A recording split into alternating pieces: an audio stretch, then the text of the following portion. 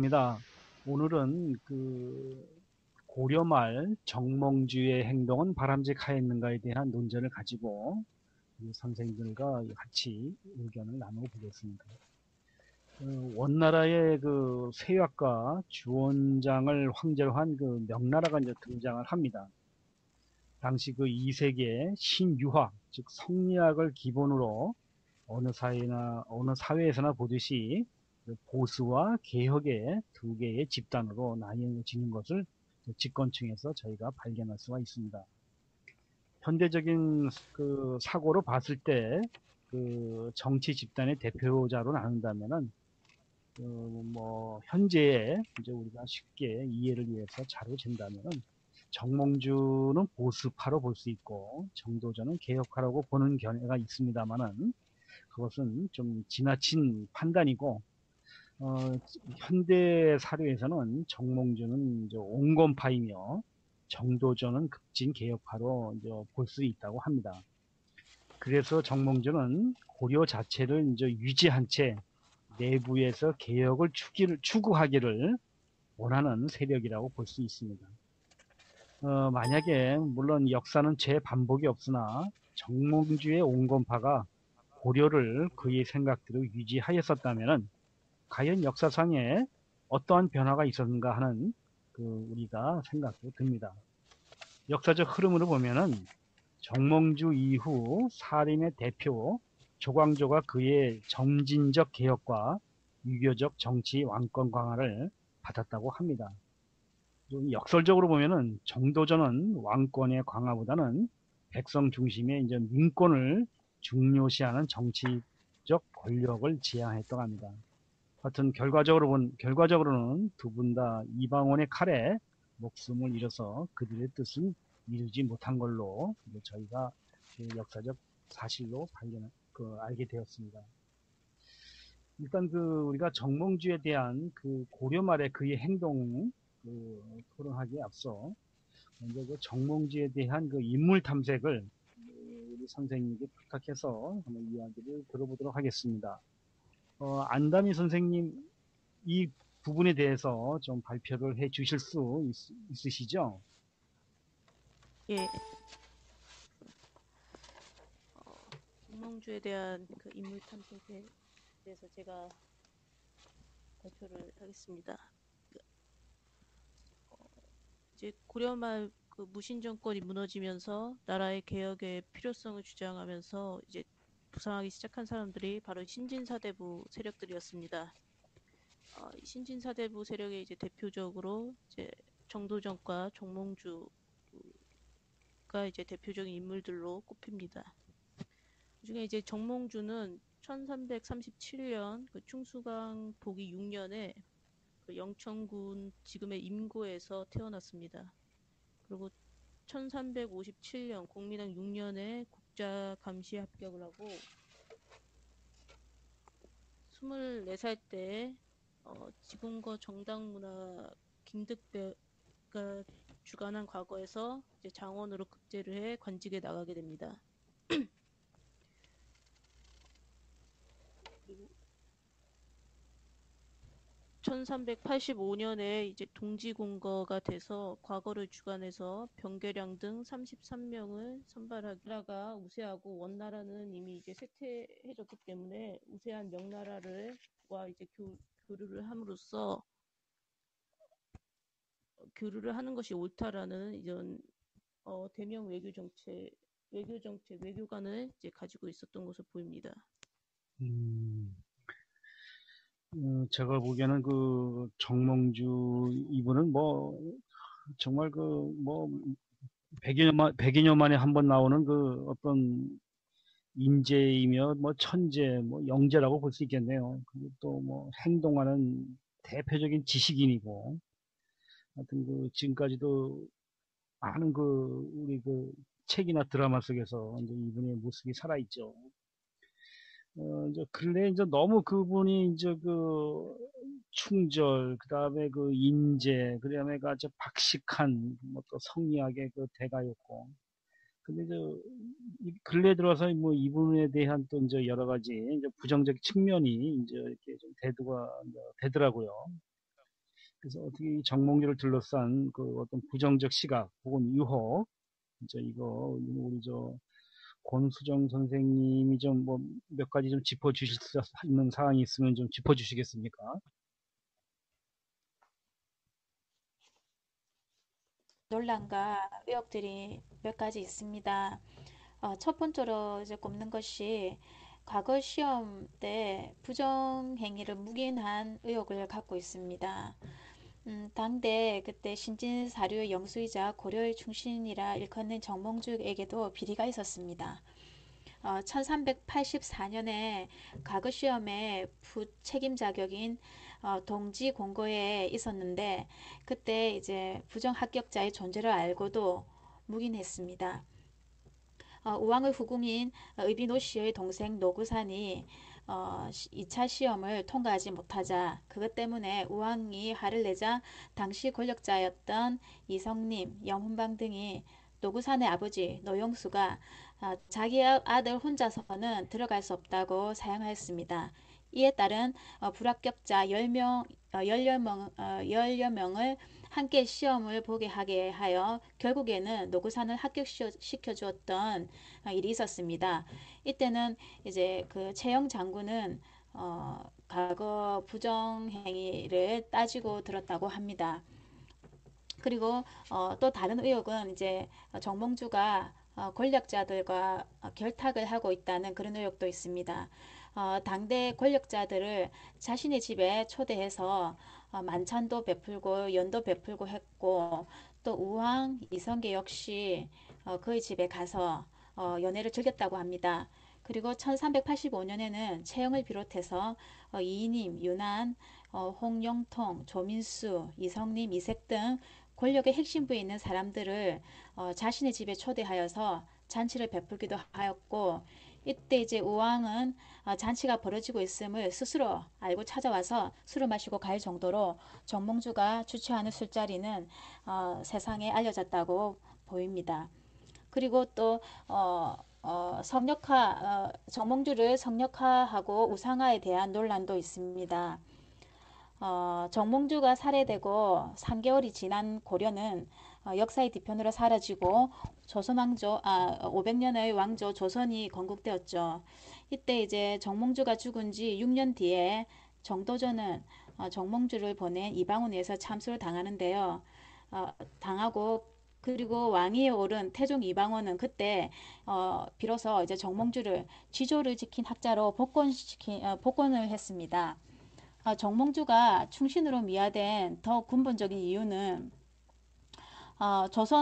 조선조 내내 왕조가 가장 두려워했던 자기도 이제 역성혁명으로 이시왕조가 됐기 때문에 다시 역성혁명으로 해서 다시 이제 또 역성혁명이 일어날까 해서 두려워했던 것 같습니다. 그래서 역성혁명으로 건국된 조선왕조가 가장 두려워했던 것은 또 다른 역성혁명에 의해서 정복되는 것이었기 때문에 조선왕조의 건국을 가장 반대했음에도 불구하고 정몽주를 거의 신적인 존재로 격상하면서 이를 통해서 충의사상을 전 백성에게 주입시켜서 역성혁명을 꿈도 꿀 수 없게 하려는 그런 작업을 했던 것 같습니다. 같은 맥락에서 보면 역성혁명을 일으킨 개국 공신인 정도전은 오히려 태종 이후에는 태종 이후부터 고종까지는 역적 취급을 받았다고 합니다. 그리고 이성계 집권에 협력했다는 논란도 있습니다. 패가입진과 위화도 해군이 있는데 이제 패가입진은 거짓을 패하고 진짜를 세운다 하는 뜻으로 우왕이 공민왕의 적자가 아니라 신돈의 아들이며 자연히 우왕의 아들인 창왕도 왕씨가 아닌 신심으로 폐위해야 한다는 주장입니다. 역사 속에서 패가입진의 논리를 들어서 우왕과 창왕을 제거하는 데 가담했던 인물 중 정몽주도 끼어 있다는 사실은 정말 충격적인데요. 우왕과 창왕이 왕위에 오를 때 이 문제는 아무 문제가 되지 않았습니다. 그런데 이제 이성계 일파가 정권을 장악하면서 정치적인 필요에 의하여 그들을 신돈의 자손으로 내몰아서 결국 죽였는데 자신들이 이전에 인정하였던 왕들을 죽인 작업에 정몽주도 동의하였던 것이었습니다. 정몽주 역시 우왕과 창왕 정몽주 역시 우왕과 창왕이 신돈의 자손이라는 근거를 제시하지 못했는데도 그 반론을 제시하지 않았습니다. 그리고 또 위화도 해군이 있는데 명나라의 천령이 요구에 전쟁을 주장하는 최영파와 외교적 방법으로 해결하자는 이성계파로 나뉘어서 정몽주는 이성계파와 의견을 같이 합니다. 그래서 위화도 해군으로 정권을 장악한 이성계가 우왕과 창왕을 패하고 공양왕을 옹립하는 데도 뜻을 같이 합니다. 공양왕을 세운 공으로 승진하고 공신에 오르기도 합니다. 그리고 문묘 종사에 대한 의혹도 있습니다. 문묘는 공자를 모신 사당으로 공자가 죽은 이듬해인 서기 전 478년 노나라 애공이 공자의 옛집을 묘로 개축하여 정기적으로 제사를 지내는 것이 그 효시였습니다. 그 후 유교를 받아들인 여러 나라에서 문묘를 짓고 공자를 제항하게 되었는데 우리나라에서는 서울의 성균관과 각 지방의 향교에 문묘를 건치하고 있습니다. 문묘에는 공자를 주벽으로 하고 안자, 증자, 자사, 명자를 배양하고 공문 10철 및 성조 6형과 우리나라의 신라, 고려 조선조의 명헌 18원을 종사하여 태학생들의 사표로 삼았습니다. 조선시대에 최초로 문묘에 배양된 공신은 정몽주였습니다. 조선개국 이후 정몽주, 권근 등을 문묘에 배양하자는 요구가 줄기차게 있었지만 결국은 정몽주가 중종 12년 9월 17일에 배양된 것이었습니다. 중종 당시 조광조로 대표되던 사림 세력은 조선 건국의 주체 세력이었던 권근보다는 고려 왕조의 절개를 지키고 목숨을 바친 정몽주가 조선 유교의 태도라고 존경에 맞지 않았습니다. 정몽주가 문묘에 배양됨으로써 조선시대 유교는 건군 계열의 실용적 유교보다는 정몽주 계열의 도학과 의리를 중시하는 유교가 주주를 잡게 되었습니다. 그 결과 조선시대에 문묘에 배양한 유학자들은 모두 정몽주가 연원으로 내세우는 도학자들이었습니다. 예, 너무너무 자세하게 발표를 해주셔가지고, 감사합니다. 조금 전에 제가 이제 뭐 행동하는 지식인이라고 이제 좀 이야기를 했는데, 이분은 행동하는 정치인이라고 봐야 되겠네요. 뭐 여러 가지 부정적인 그 정치적 사건들, 우리 한때 김대중 대통령은 행동하는 양심이라고 했는데, 뭐 양심이라고 보기에는 뭐 정치적인 어떤 그 부분도 상당히 계시지 않았나 하는 생각이 듭니다. 김성숙 선생님, 뭐 우리 정몽주 이분에 대한 뭐 어떤 부정적 의혹이나 뭐 이런 거에 대해서 좀 더 보충해 주실 건 없으신가요? 너무 자세하게 설명해 네, 주셔가지고. 네, 너무 잘해주셔서 네, 보충할 거는 없는 것 같고요. 제가 조사하다 보면서 그 정몽주에 대한 어떤 후대 조선시대 때 왕들이 이제 평가한 내용들이 있더라고요. 그래서 그거를 잠시 이제 조사한 걸 한번 얘기해 보도록 하겠습니다. 그 정몽주에 대한 이제 역대 그 군왕들이 이제 평가를 했는데 이제 고려 말에 이제 조선 초기에 이제 역사서들을 보면 모두 이성계의 어떤 창업을 그 혁명으로 그것을 위해서 혁명적인 이제 세력에 대립했던 그 정몽주를 간신인 어떤 난신으로 기록한 것이 있습니다. 네, 이것이 이제 그 정몽주를 이제 그 의리를 인정하게 되는 시기가 오는데 그때가 태종이 통치하던 때인데 권근이라고 고려 말에 조선초 이제 문신학자가 있습니다. 그가 이제 정몽주를 이제 절이 있는 선비로 칭찬을 하면서 그 태종 이방원에게 이제 정몽주를 이제 그 다시 이제 그 이제 어 칭찬 다시 뭐라고 해야 될까 다시 좋게 평가를 해달라고 이제 올리게 되는데요. 그때 이제 태종 이방원이 정말 이제 정몽주를 다시 절이 있는 신하로 다시 이제 말을 하게 됩니다. 그것은 이제 어찌 보면은 정몽주를 그렇게 쳐내고 다시 또 다른 의도로 이렇게 한 것이 약간 의아한데요. 어떤 정치적으로 봤을 때 절이 있는 절이 있는 선비가 끝까지 가는 것에 대한 이제 조선 시대 때 선비들도 그렇게 절이를 지켜라라는 의도에서 아마 태조 이방원이 그렇게 했던 것으로 보입니다. 그 이후에 그 세종 때 역시 그 이방원의 정몽주의 어떤 그 절이를 크게 보게 되고요. 그리고 또 성종 때도 김수손이라는 사람이 또 건의를 하게 되는데요. 정몽주와 이제 길제에 대한 절이를 이제 얘기하게 되는데 한나라와 당나라 이래에 그 두 사람의 절이는 보기 드물다라고 해서 또 정몽주의 자손들을 그 신하로 채용을 하자라고 하는 건의를 하게 됩니다. 그때 당시 성종 역시 그것을 받아들여서 또 정몽주를 또 높게 평가를 하게 되고요.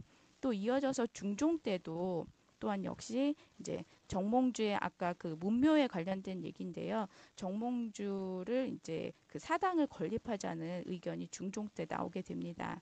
그래서 위패를 모시고 그 제사를 드리자고 했지만 그 훈고 계열이 아직까지 그때 당시 이제 세력이 있다 보니까 그것을 반대한 신하들이 많았다고 합니다. 그 저는 이제 이렇게 해서 짧게 네, 역대 국왕들의 어떤 정몽주를 바라보는 평가에 대해서 한번 조사를 해봤습니다. 예, 아이고, 좋습니다. 예, 예.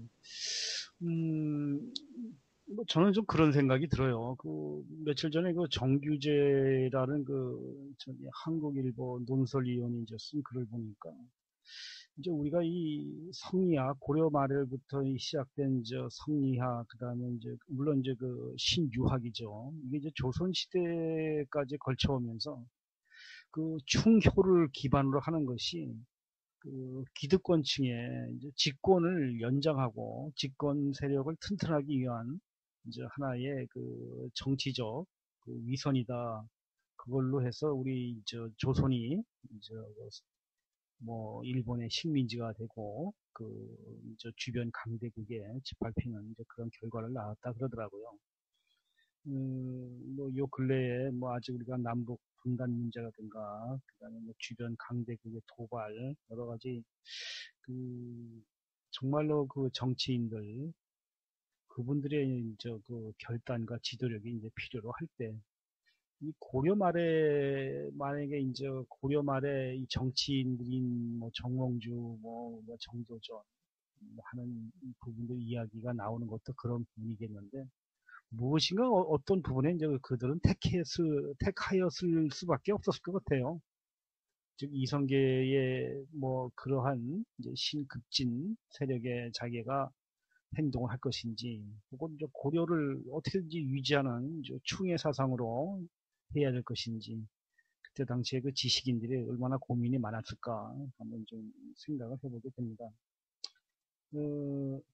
하여튼 오늘 뭐 그 말씀은 이제 우리가 한번 좀 결론을 한번 내려보죠. 우리가 이 정몽주에 대한 이제 이분의 평가를 우리 선생님들은 이제 어떻게 생각을 하시는지, 먼저 그 긍정적에 좀 무게를 두고 좀 뭐 하시겠다는 선생님 계시면 먼저 이 긍정적에 대한 거에 뭐 이렇게 몇 가지 이유를 좀 짚어서 이제 말씀을 해주시죠. 누가 먼저 말씀하실까요? 좀 긍정적이다 하고 생각하시는 선생님이 말씀해 주시면 됩니다. 네, 제가 먼저 말씀을 드릴게요. 그러니까 이은정 저는 선생님이시죠? 예, 예, 네네, 네. 이윤정입니다. 네, 저는 다른 선생님들의 원고를 다 봤거든요. 그래서 너무 잘 하셨던데, 이제 저는 다른 이런 측면에서 정몽주를 접근을 해봤어요. 그래서 정몽주를 저희가 성리학의 창시자라고 이야기를 하고 있는데, 그 성리학이라고 하는 것이 그 아까 말씀하셨다시피 뭐 충이라든지 효를 강조하는 이런 하늘이 정한 당연한 이치를 강조하는 학문이 성리학인데, 이 성리학을 그러니까 바라보는 관점이 이제 보면은 이색이라고 하는 그 이색 그 측근의 사람들은 이제 그 왕실에 대한 그 한 왕조에 대한 일관된 충성과 절개를 강조를 하였고요. 그다음에 정도전은 변혁을 통해서 새로운 통치 체제를 형성하는 게 가능하다라고 생각을 했기 때문에 이게 역성혁명으로 가느냐 고려에 대한 충렬로 가느냐라고 나누시더라고요. 근데 이제 정몽주의 관점에서 보면은 정몽주는 이러한 충하고효에 대한 뭐 의리라든지 이러한 성리학의 의리 중에서 가장 중요한 천하대의라고 하는 게 있는데 이 천하대의라고 하는 것이 그러니까 제일 중요한 만백성을 위한 대의라고 이야기를 하거든요. 그래서 그러니까 항상 백성의 입장에서 생각을 하고 백성을 염두에 둔 이제 이것을 의리라고 생각을 하는데 정몽주가 보면은 그 공민왕대 반원 자주 정책을 하면서 많은 이런 사건들이 일어나는데 이런 사건들을 수습하면서부터 무장 세력이 좀 세력이 강해져요. 그러다 보니까 이런 무신 세력들을 조금만 좀 약화시키고 이제 젊은 문신들을 활용하면서 이제 그 국민왕이 개혁 정치를 추진해 나가거든요. 신돈을 기용하면서 그러면서 성균관을 활용하였고 그 성균관에 이제 그 오늘날 말하면 국립대학 총장으로서 이제 이색을 두고요. 그다음에 밑에 교수로서 김구영이라든지 정몽주를 두면서 이렇게 개혁을 하게 됩니다. 근데 이게 이제 1374년이 되면은 국민왕이 시해 사건이 일어나게 돼요. 그래서 이때 정몽주는 국민왕의 엄마라든지 어머니인 명덕대우라든지 뭐 그 당시에 시중으로 있었던 사람이 좀 더 덕망 있는 사람을 왕으로 추대하기 위해서 이제 이런 걸 바랬지만은 결국에는 이인임과 최영이 주장하는 우왕이 오르게 되면서 그 이 사람들은 자기 권력을 유지하면서 그 원에 대해서 이제 다시 한 번 더 이제 친하게 지내려고 하고 있거든요. 근데 정몽주의 외교 이런 정책을 보면은 그 이제 명이라고 하는 나라 그 당시에 신흥 강국으로 떠올랐기 때문에 그래서 우왕이라든지 창왕에 대해서는 이제 그러니까 그 세대가 이제 그 사람들을 이제 무시하게 되고 다시 이제 공양왕을 세우는 이성계라든지 정도전하고 같이 저는 협력을 해서 일으켰다고 생각을 하거든요.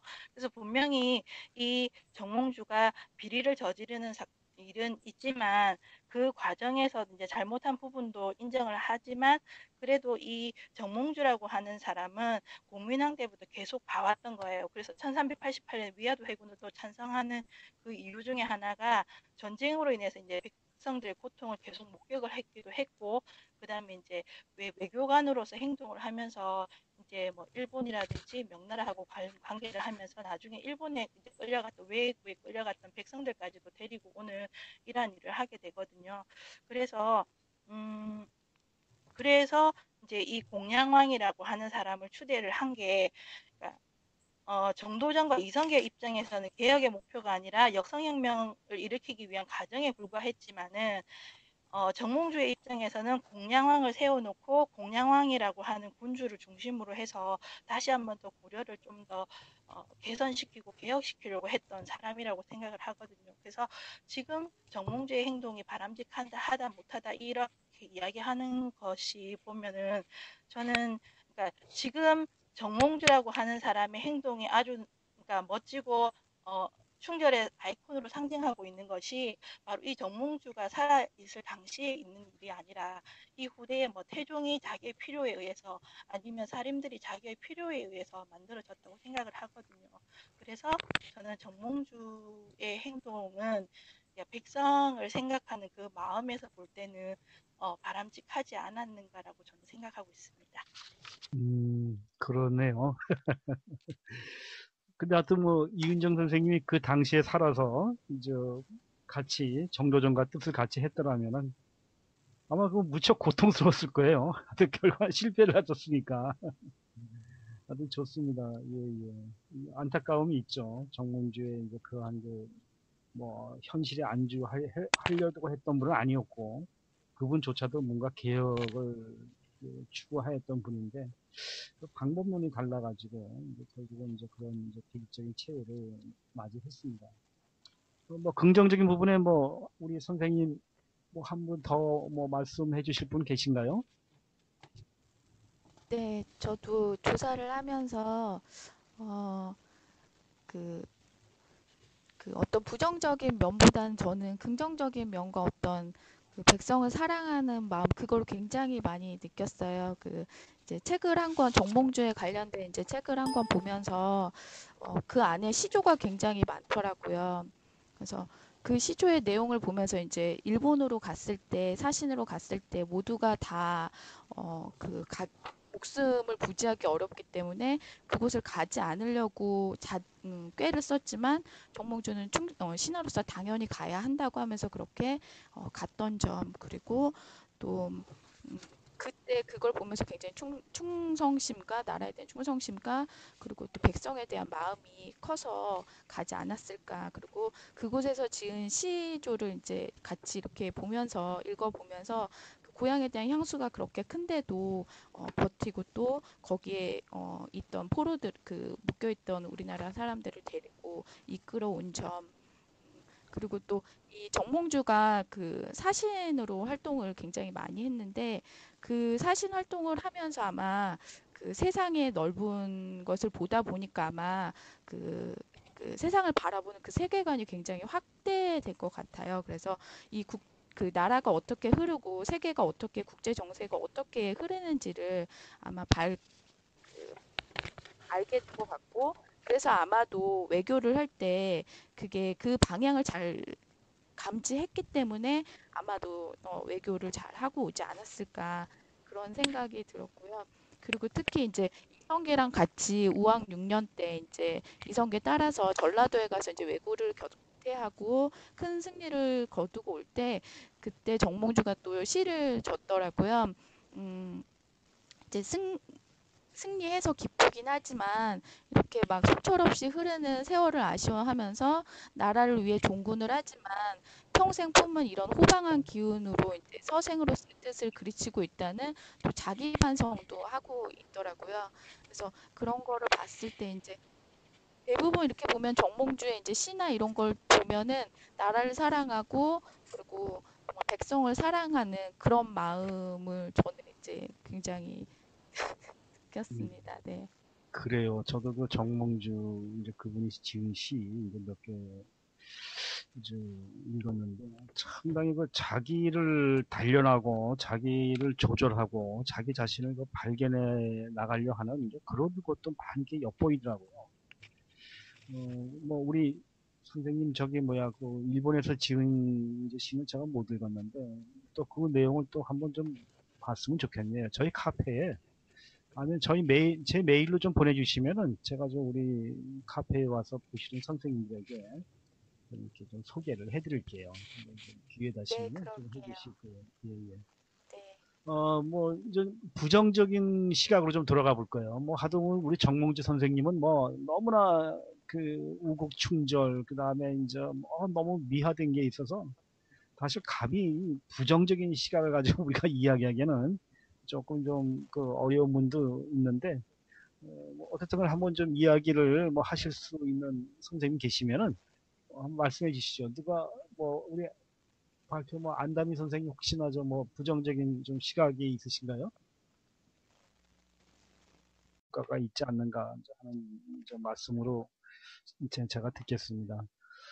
하여튼 뭐 오늘 뭐 정몽주 행동, 뭐 고려말 그때 당시의 이제 상황으로 봤을 때 참 어떻든 간에 그 행동하는 정치인이었고 상당히 자기가 믿은 바대로 뭐 행동을 하고 그 의지를 가지고 했던 뭐 이제 그런 분인 거는 뭐 확실한 것 같아요. 그리고 상당한 이제 지식적 수준도 있었을 거예요. 근데 마지막으로 우리가 이제 고려말 당시 그 정몽주의 행동 이건 이제 간단하게 이제 한번 이제 표현을 한번 해보자고요. 조금 전에 안다미 선생님이 충절의 아이콘이다 이제 그렇게 이제 정리한 것처럼 뭐 우리 선생님 한 분 이렇게 생각나는 대로 나름대로 그 짤막하게 뭐 영양도 좋고 뭐 교훈도 좋습니다. 혹은 뭐 간단하게 이제 이렇게 뭐 어떤 정의를 내려도 좋고 시간이 얼마 안 남아서 이제 그렇게 하는 걸로 하고 이제 마무리를 해야 될 것 같아요. 자, 우리 선생님들 중에 누가 먼저 말씀을 해주실까요? 한 분씩은 다 말씀하고 이제 정리를 해야 될 것 같아서.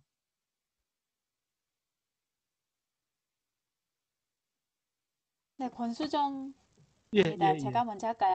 예, 그래, 그러세요. 제가 예, 예. 고려 말에 이제 정몽주의 선택이 저는 좀 이해가 안 되는 부분이 좀 있었습니다.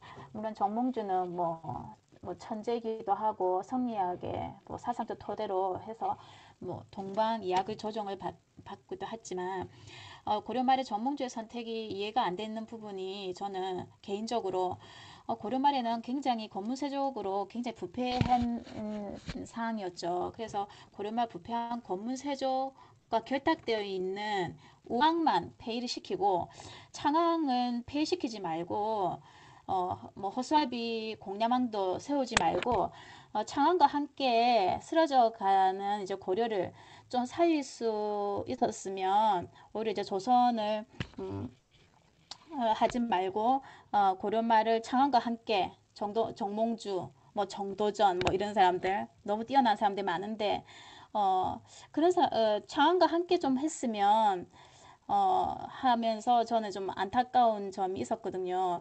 그러니까 이제 정몽주는 충절의 아이콘이라 해가지고 원래 또 이런 말도 있잖아요. 충신 불사 이군이라 해가지고 충신은 두 임금을 섬기지 않는다라고 해서 그런 말이 있듯이 정몽주는 충절의 아이콘이었는데 결국은 우왕에서 패하고 창왕에 폐위시키고 공양왕을 세워서 새 임금을 섬긴 셈이니까 충절하고 충신 취조 이런 거하고는 조금은 저는 좀 어울리지 않는다고 생각이 들었거든요. 그래서 창원과 함께 고려말을 좀 살렸으면 했는데 그런 걸 좀 저는 좀 묻고 싶어요. 예, 선생님들한테. 예. 예. 왜 뭐 이거 공양왕을 예. 예, 그게 되게 개인적으로 궁금하거든요. 음, 네. 뭐 이거에 대한 어떤 저기 뭐 말씀을 해주실 선생님 계신가요? 상당히 어려운 질문 같기도 한데. 원래 이제 폐가입지는 이란 명분은 증명이 안 된 거였잖아요. 근데 음, 정몽주는 뭐 충절, 뭐 충신 뭐 이런 건데 왜 창왕도 폐위시키고 이렇게 했을까 의문이 좀 남거든요. 제 자, 개인적인 생각은. 자기 마음에 안 들어서 그런 거 아닐까요? 어떻게 저 뭐 이거에 네, 대해서 좀 대답해 주실 선생님 안 계신가요? 정말 궁금해요. 한번 좀 조사를 좀 해볼게요. 그거 네, 상당히 뭐, 예, 음, 예, 제가 약간 1389년이 되면 우왕을 이렇게 복위시키려고 하는 계획이 생겨서 이게 약간 탄로가 나게 돼버리거든요. 그러면서 그 당시 왕으로 있던 창왕도 같이 폐위를 당하고 그 뒤에 이제 공양왕이 올랐다라고 이야기가 적혀 있더라고요. 제 자료가. 예, 그래서 그게 이제 우왕이나 창왕도 역시 이제 정몽주가 같이 하지 못했던 그 이유가 아닐까요? 그러니까 우왕이라고 하는 사람도 우왕 스스로가 지금 나온 게 아니라 미인임이라는 세력하고 최영 장군의 이런 그 주장으로 의해서 만들어진 허수아비 왕이었기 때문에 그의 아들이었던 창왕도 역시 그 사람들을 쥐고 흔들 수 있는 집권 세력이었기 때문에 그러니까 그런 세력에서 제외된 새로운 인물을 이제 올려 세운 게 바로 공양왕인 거죠. 그러니까 저는 예, 그렇게 생각이 되거든요. 네. 네. 어, 하여튼 뭐 저도 뭐 거기까지는 생각을 미처 뭐 하지 못한 것인데 이렇게 또 답변도 주시니까 어떻게 권성 선생님 뭐 조금 더 우리가 연구를 해봐야 되나요? 아니면 뭐 답변이 좀 적절하게 대답이 됐는지 모르겠네요. 네, 예, 음, 적절하게 된 것 같습니다. 아, 그래요. 예, 뭐 예. 다음에 또 우리가 또 토론할 기회가 있으면 또 그 내용을 가지고 한번 또 한번 이제 해보기로 하죠. 뭐 시간이 이제 거의 마무리를 해야 되는데 우리 그 뭐 교훈이라든가 뭐 이런 것도 좀 뭐 이렇게 말씀해 주실 선생님은 안 계신가요?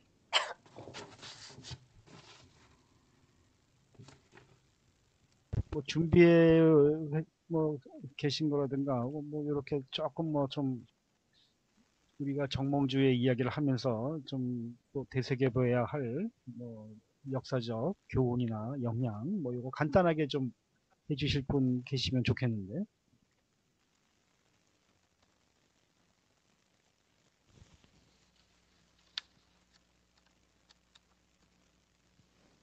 그래요. 그러면은 뭐 일단 우리가 정몽주에 대한 사실 오늘 내용이 많이 깊이가 있었습니다. 우리 선생님들이 이제 조사 자료가 충실했고 또 나름대로 조사하신 거를 이제 발표해 주시라고 힘쓰셔서 뭐 저희 토론 내용을 듣는 분들이 이제 뭐 어느 정도 도움이 되었으리라 생각합니다. 오늘 일단 녹화는 여기서 마무리를 하고요.